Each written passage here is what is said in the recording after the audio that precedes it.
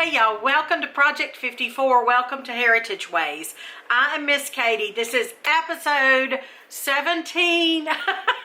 Yay! We are in Special Sides Week, and today we are making, well, in my cookbook it's called, I think, Family Favorite Fordhook Lima Beans. But I'm telling you, it is creamy. It is like our favorite way to eat limas. Mr. Patient absolutely loves this.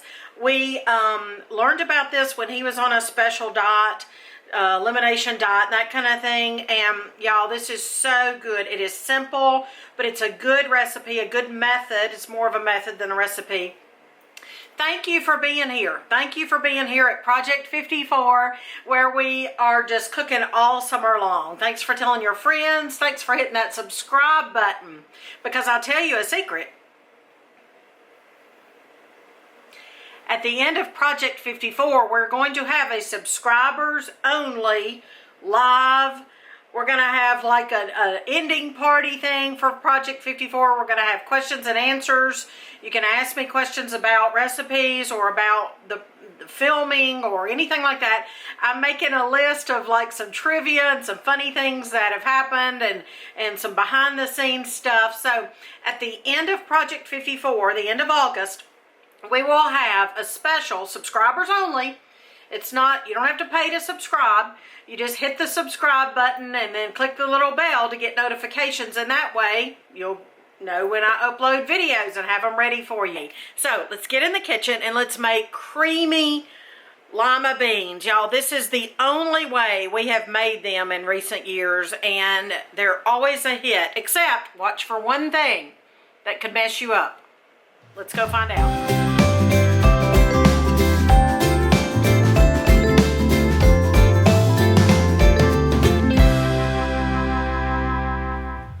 It's true. It's simple.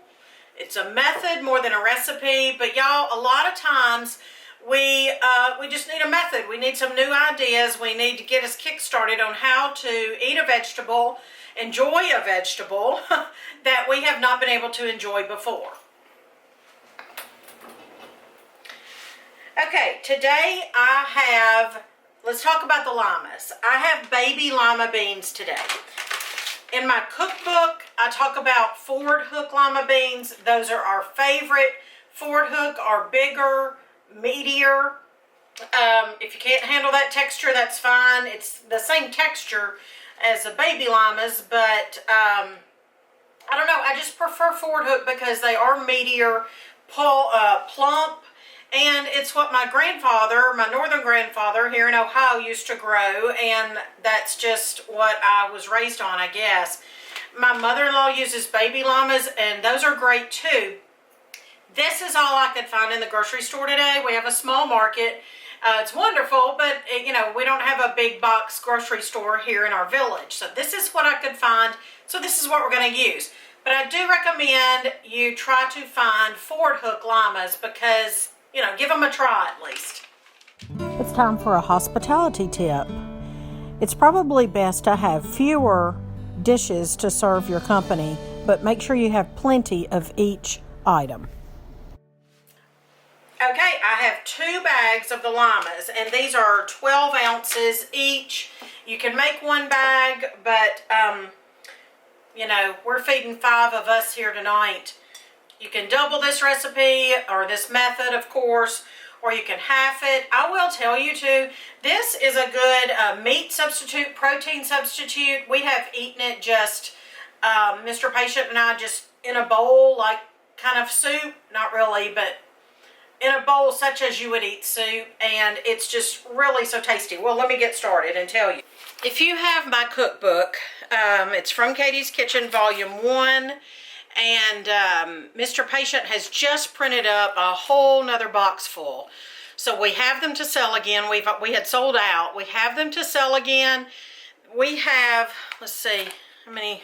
This is 8.5 by 11, and there's 157 pages. So 8.5 by 11, if this were a 5 by 7, it'd be 300 pages, I guess.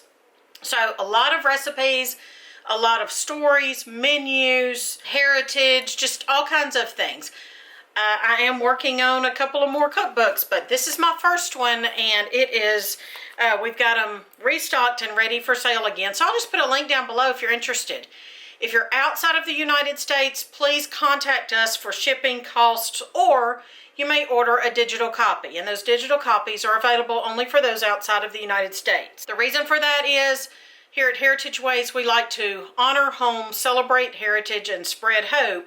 And part of celebrating heritage, in my personal opinion, is offering a hard copy cookbook and not a lot of digital material or merchandise. So that's how we choose to do this. The favorite Fordhook Lima beans is on page 89 of my cookbook. So if you have the cookbook, you can follow along. All right, we have, like I said, the baby limas, and I have put one bag in my pot, and I've already put 1 quart of water on top.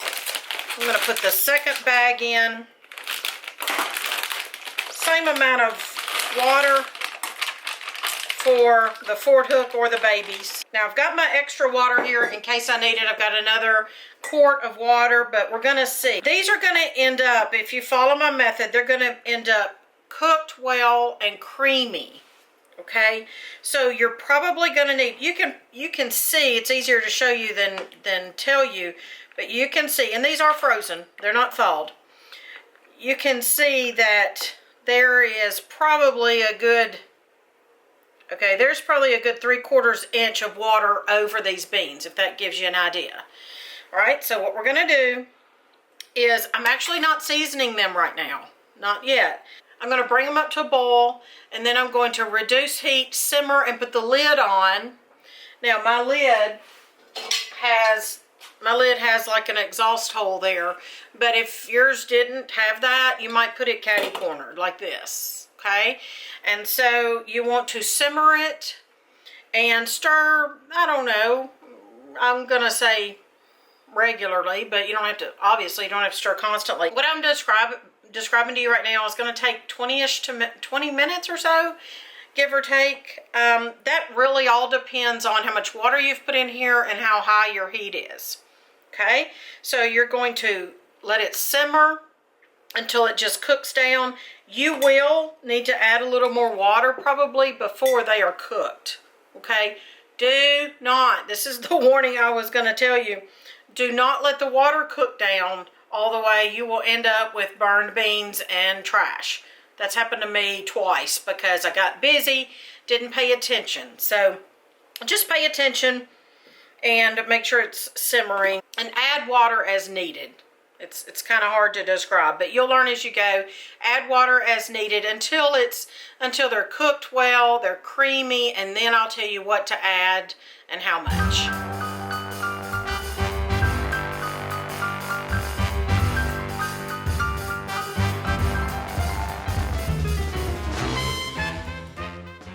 I do go ahead and put the lid on while it's coming up to a boil. I'm going to be standing right here, and I will reduce the heat and let it simmer. Okay, I just wanted to tell you that it did come up to a boil, and like I warned y'all, I guess, I wasn't paying attention. I sat down to do something else, and it boiled over. But anyway, it came to a boil, and I reduced the heat. It is between medium and low for me right now, which is pretty vigorous simmering, or you really call that a low boil, but that's what I'm going to leave it on. And I'm going to time and see how long it cooks before I add more water, if I even do. So maybe that would help you with your timing. So we're just going to let it sit there. I'm actually going to leave that catty-cornered after all, so more steam, because if I don't, even with that steam hole, I feel like it has a tendency to cook over. It bubbles up and cooks over. So I'm better off doing that for this particular food. Okay, our beans are rocking and rolling. We've been simmering about 50 minutes total, quite honestly. What I've done just now is I've turned it up a little bit closer to medium. What I'm wanting is, and I have not had to add more water. So I'm going to write down below everything I've done today, so you'll have it in visual format. You can see that down below. But I still have liquid, which I'm wanting. I'm not wanting to cook it dry. And I'm going to add the other ingredients, the seasonings, here in a little bit. But we've been, like I said, about 50 minutes boiling like this. And you can see the water the broth kind of has gotten cloudy. That's good. That's starting to provide our creaminess. But I can tell you, so you can mash a bean up against the wall of the pot and it's very tender.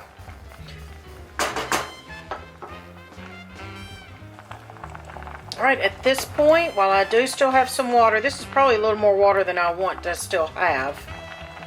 I could probably let it simmer a little bit longer.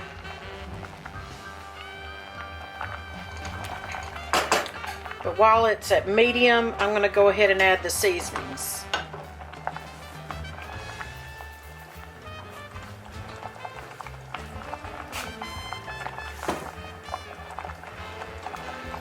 Alright, I am adding Celtic sea salt.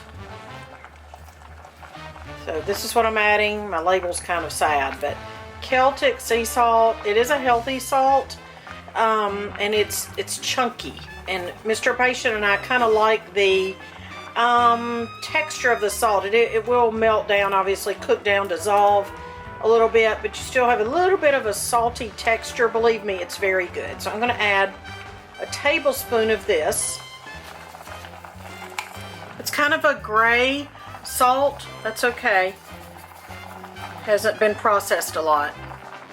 Tablespoon of the Celtic salt. If you're going to use something like my Himalayan pink salt, my Redmond real salt, I don't know, you probably wouldn't use a tablespoon because it's finer, and we've only used the Celtic sea salt in this particular vegetable.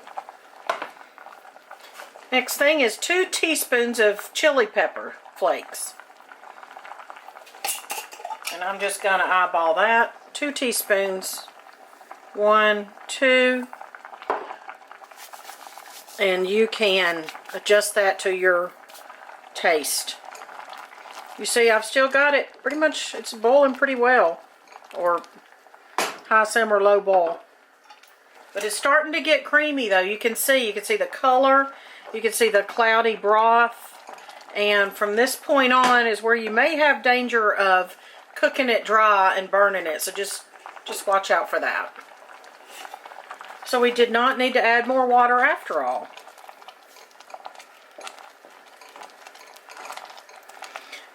If you were cooking these, I've never cooked a can of them, so I can't speak to that. And I've never cooked them from the raw state, like from your garden. But, you know, you absolutely could. You would just take longer to cook. Alright, we're getting creamier. Now, for our healthy oil, and this really makes a difference too, 2 tablespoons of coconut oil. Now, I'm not going to measure exactly. I'm going to measure with my eyes. But there's about 1 tablespoon. About 2 tablespoons. And the reason I'm using this knife, that way I don't have to use a spoon and dig it out of the well of the spoon. So yeah, just put 2 tablespoons of coconut oil. This is a great anti-inflammatory food as well. Now at this point, I'm through adding things. I'm just cooking it down. You might want to turn the heat down, but since I'm just going to be standing here, I'm going to leave it at medium. And you want a thick, creamy loveliness is your goal.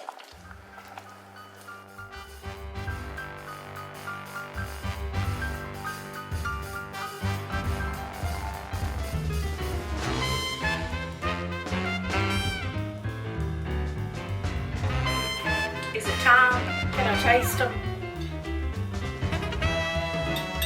Miss Katie, have you taken all the pictures of the lima beans that you want to take? Because we're going in.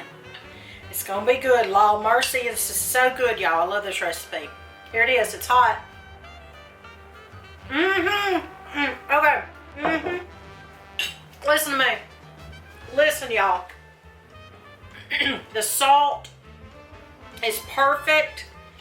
Who wants under-salted vegetables? Now, I like the saltiness. You might want to experiment with that. Remember, we used a healthy salt. I love the bite of the pepper flakes. Y'all are going to want to try this. I'm sorry to my mama who taught me not to talk with food in my mouth. This is good. So good. Flavorsome. Easy, right? I'll see you tomorrow. Tomorrow is one of my favorites. I think it's one of the favorites. I know it's a Southern favorite, and it's also a favorite of anybody who's ever gone to Cracker Barrel restaurant. Well, if I keep talking, I'll give it away. I'll see y'all here tomorrow. Bye-bye. Thanks for joining me. Tell a friend.